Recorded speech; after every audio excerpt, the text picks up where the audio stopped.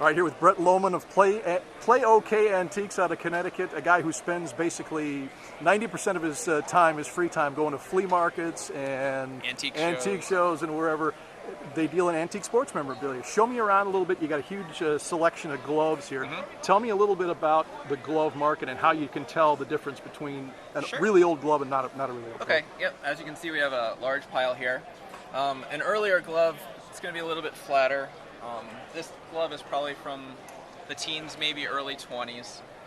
It's got a sewn web that was indicative of that time frame. A little bit more slender, not much of a pocket at all. Get a little bit into the 30s, late 20s, the glove grows, the webs change. Get a little bit more intricate tunnels and things like that as we go along, 1940s or so. Larger gloves, more of a pocket. 1950s, now we have the hinge here, definitely a pocket, easier to close, more closer to what we know with our modern gloves. All right, and then talk first of all about, you pick up these gloves. Where do you get all this stuff? You got, as we look around here, you got all kinds of different things, different sports. Where do you pick this stuff up? Anywhere I can find it.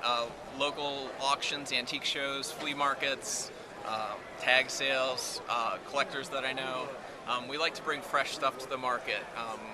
We spend a lot of time looking for things at these places, and it's fun to search for it. That's part of the joy. You know, it's great to find it, but it's thrilling to search for it as well, because you never know what's out there and what's going to turn up. Let's do a real quick tour here. Okay, so we have a showcase with catalogs, old photos, some trophies, some gloves, old baseballs, boxes that the equipment would have come in, things like that, uniforms, some hats, sweaters.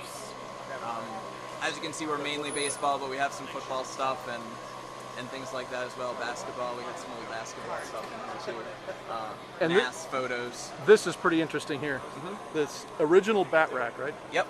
This is a circa 1910 Spalding rack. The sign is not original, obviously, but the rack is original.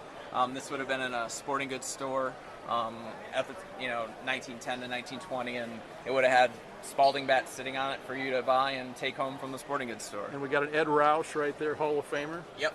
Out of Oakland City, Indiana, and I know that because that's kind of near world headquarters. Okay.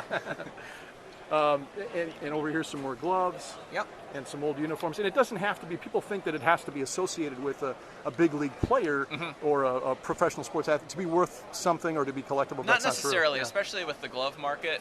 The more unique the glove is, if it's a high quality glove and it has unique attributes, or it has interesting markings or interesting stampings, it will do well.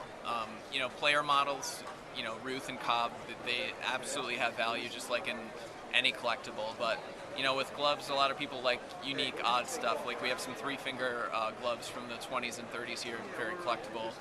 Crescent gloves, early gloves. The earlier you get, the more collectible, and the higher the dollar value, obviously, as well.